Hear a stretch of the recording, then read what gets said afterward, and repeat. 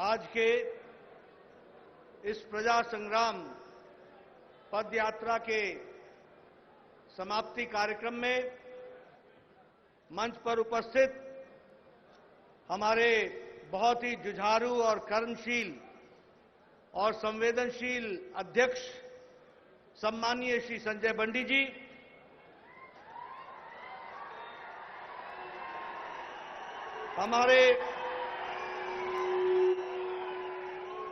हमारे भारत सरकार में मंत्री श्री जी किशन रेड्डी जी,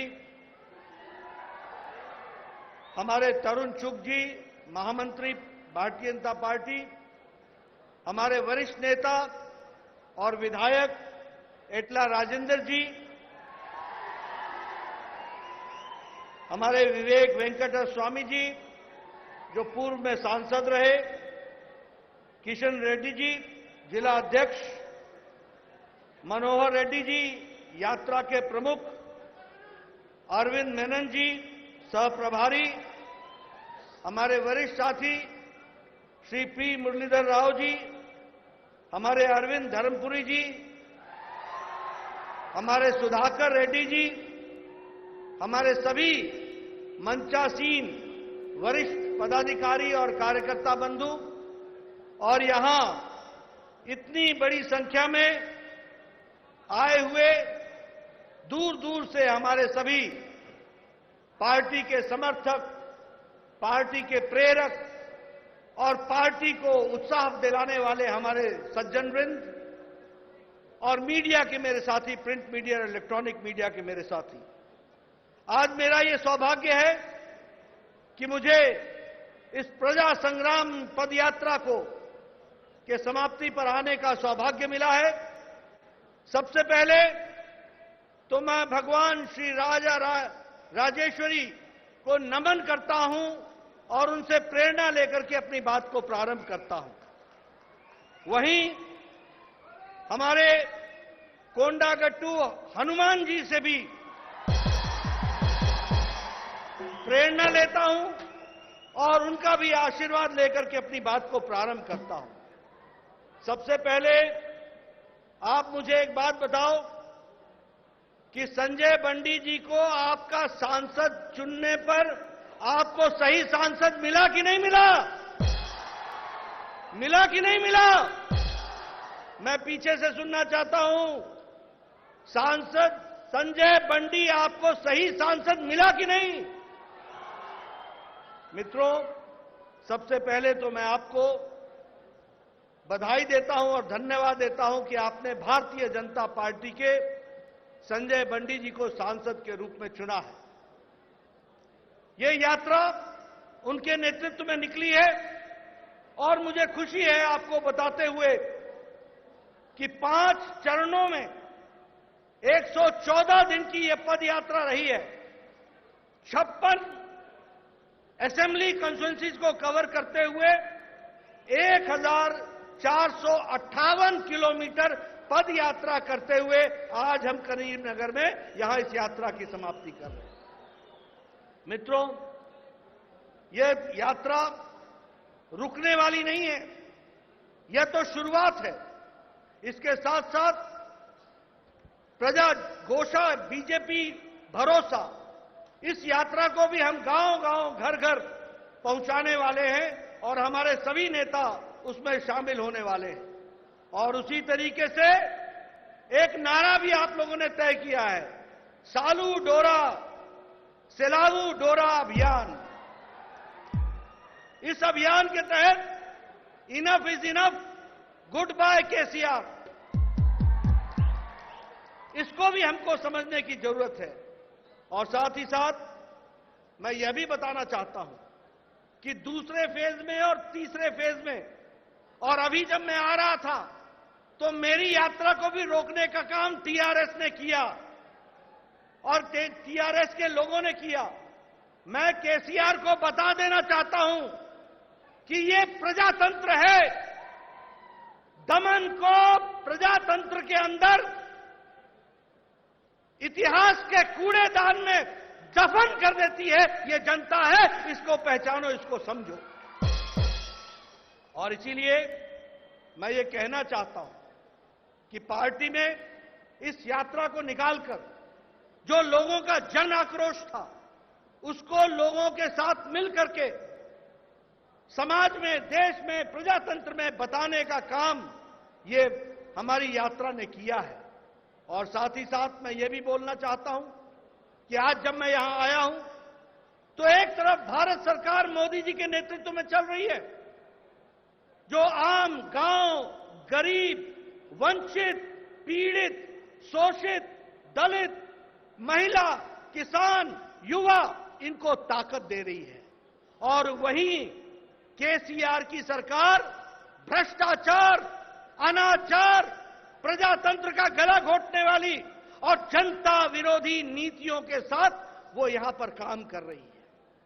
ऐसी सरकार को न रहने का अधिकार है, न काम को आगे बढ़ाने की दृष्टि से उन्होंने कोई काम किया है।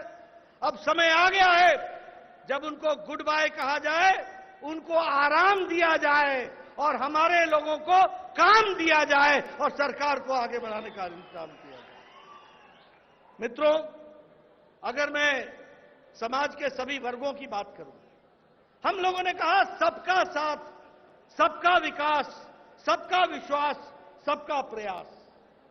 कभी किसी ने सोचा था कि कोई आदिवासी महिला भारत की राष्ट्रपति बनेगी?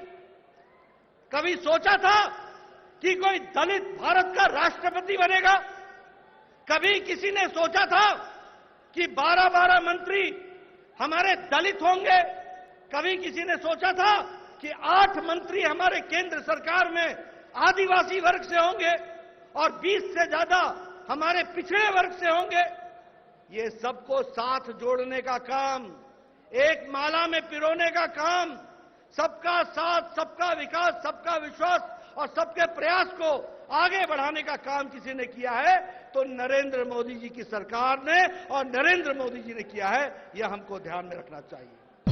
मैं इसके साथ साथ यह भी बताना चाहता हूं कि विकास के दृष्टि से आज अगर मैं तेलंगाना की बात करूं तो जो सड़कें बनी हैं वो पिछले 5 साल के अंदर केंद्र सरकार के द्वारा 4,996 किलोमीटर बनी है, 4,996 किलोमीटर। इसका मतलब यह हुआ, और उसमें 104 लाख करोड़ रुपए खर्च हुए हैं हाईवेज इन तेलंगाना। इसका मतलब यह हुआ कि लद्दाख से तेलंगाना की जो सड़क बनती है उतनी सड़कें यहां पर बनी हैं। ये केंद्र सरकार ने करके दिया है। उसी तरीके से 4 लेन का फ्लाईओवर, एलिवेटेड कॉरिडोर, ये सारी चीजें विकास के दृष्टि से यहां पर काम हुआ है, उसको आपके सामने मैं रखना चाहता हूं। अगर मैं जल जीवन मिशन की बात करूं, हर घर जल पहुंचाने की बात की है तो 1,91,00,000 घरों में इसको पहुंचाने का 1,91,000 लोगों के घरों में इसको पहुंचाने का काम किया है। उसी तरीके से नए हाउस होल्ड्स, नए घरों में 38 लाख घरों में घर घर जल पहुंचाने का काम किया है। उसी तरीके से अगर हम देखें तो आज मुझे दुख के साथ कहना पड़ता है कि यह स्टेट तेलंगाना जो एक समय में सरप्लस स्टेट थी, उसको आज डेट में डालने का काम किया है तो केसीआर ने किया है। उसको अंधेरे में धकेलने का काम किया है तो केसीआर ने किया है। और आपको जानकर आश्चर्य होगा कि आज तेलंगाना प्रदेश जो आज से 8 साल पहले सरप्लस स्टेट था, आज 3.29 लाख करोड़ रुपए के डेट में खड़ा है ये हमारा प्रदेश। उसी तरीके से केसीआर बोलते रहते हैं कि Telangana is a richest state. मैं उनको करेक्ट करना चाहता हूं, Telangana was a richest state, you have made it a poor state and a debt state. यह भी आपने ला करके खड़ा किया है। अगर मैं बात करूं, ऊंचे ऊंचे विचार लेकर के चले, ऊंची ऊंची बातों को कहने के लिए चले। मैं कोशिश करूंगा, आपके तेलंगाना में एक कहावत है, उस कहावत को मैं तेलुगु में बताने का प्रयास करूंगा। पता नहीं मैं समझा पाऊंगा कि नहीं समझा पाऊंगा, लेकिन मैं कोशिश जरूर करूंगा। वो कहावत क्या है? उट्टी येगरा लेनम्मा स्वर्गनिकी येगुरा दामु आनु कुंडी। यानी छत पर हांडी टांगने की जगह नहीं और सपने आसमान के देखने लगे हो, यह है केसीआर का काम। ऐसे लोगों को रहने देना है क्या? ये कुछ आपका भला कर सकेंगे क्या? बताओ मेरे को, भला कर सकेंगे क्या? मित्रों, आज अच्छा नहीं लगता है कहते हुए। ठीक है, केसीआर साहब को गुस्सा आता होगा, लेकिन आखिर एजेंसीज को उनकी बेटी को पूछताछ के लिए बुलाना क्यों पड़ रहा है? क्या कारण है? कौन सी ऐसी चीज है? भ्रष्टाचार में आकंठ डूबे हुए, और उम्मीद क्या लगाई है? भारतम राज्य समिति, अब भारत की राज्य समिति बनेगी, तेलंगाना की राज्य समिति नहीं रह गई है। और मैं तो ये कहूंगा कि टीआरएस से बीआरएस और बीआरएस से आने वाले समय में वीआरएस, वॉलंटरी रिटायरमेंट हो जाने वाली है। वीआरएस लेने वाले हैं, वॉलंटरी रिटायरमेंट स्कीम को लेंगे। उसी तरीके से अगर दुबाका में हमारी जीत होती है, अगर हमारी हुजूराबाद में जीत होती है, तो आने वाले समय में विधानसभा के चुनाव में आप भारतीय जनता पार्टी का समर्थन करेंगे, ये मेरा पूरा विश्वास है। मैं यहां यह भी बात कहना चाहता हूं, आपका ज्यादा समय नहीं लूंगा, मुझे आने में देर हुई है, मैं जानता हूं, लेकिन मैं आपको बताना चाहूंगा, एक समय में केसीआर कहते थे कि हम प्रजातांत्रिक तरीके से तेलंगाना को चलाएंगे। ये भी कहते थे कि मैं दलित को मुख्यमंत्री बनाऊंगा। बोलते थे कि नहीं बोलते थे? अब उनको बेटा, दामाद, बेटी के सिवाय कोई नहीं दिखता, और कोई नहीं दिखता। और ये प्रजातंत्र के बारे में बोलने वाले व्यक्ति आज पारिवारिक डायनेस्टिक रूल के तरफ जाने की कोशिश कर रहे हैं, परिवारवाद फैला रहे हैं। उसी तरीके से अगर मैं भ्रष्टाचार की बात करूं, तो मैक्रो लेवल पर लूट का काम केसी चंद्रशेखर राव ने लिया हुआ है, केशव चंद्रशेखर राव ने लिया हुआ है। और छोटे स्तर पर, माइक्रो स्तर पर इनके मंत्री और इनके एमएलए ने लूट का काम ले रखा है। मैं ठीक बोल रहा हूं कि नहीं बोल रहा हूं? मैं सच बोल रहा हूं कि नहीं बोल रहा हूं? मैं सच बोल रहा हूं कि नहीं? मित्रों, ये इनका हाल चाल हो गया है। और अगर मैं कहूं तो इन्होंने धोखा दिया जनता को, और धोखा दिया उन लोगों को जिन्होंने तेलंगाना बनाने में अपने आप को आहूत कर लिया, शहीद हो गए, उनको भी इन्होंने धोखा दिया है।